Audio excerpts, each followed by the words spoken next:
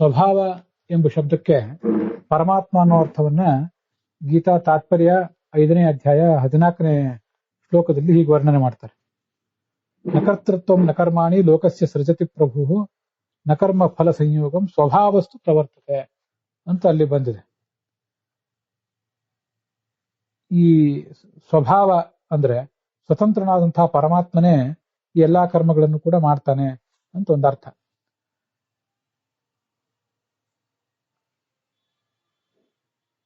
ಸ್ವಾತಂತ್ರ್ಯಾತ್ ಭಗವಾನ್ ವಿಷ್ಣು ಸ್ವಭಾವ ಇತಿ ಕೀರ್ತಿತಃ ಅಂತ ವರಾಹ ಪುರಾಣದ ಮಾತೊಂದನ್ನ ಆಚಾರ್ಯರು ಅಲ್ಲಿ ಉದ್ಧರಿಸ್ತಾರೆ.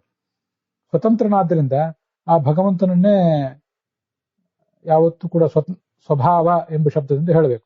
ಸ್ವಯಮೇವ ಭವತಿ, ತಾನೊಬ್ಬನೇ ಇರ್ತಾನೆ. ಆ ಕಾರಣಕ್ಕಾಗಿ ಆತ ಸ್ವಭಾವ ಅಂತ ಅದರ ಅರ್ಥ. ತನ್ನ ಅಸ್ತಿತ್ವ, ಸೃಷ್ಟಿ ಇತ್ಯಾದಿ ಕಾರ್ಯಕ್ರಮಗಳಲ್ಲಿ ಎಲ್ಲದರಲ್ಲಿಯೂ ಕೂಡ ಅವನು ಸ್ವತಂತ್ರ.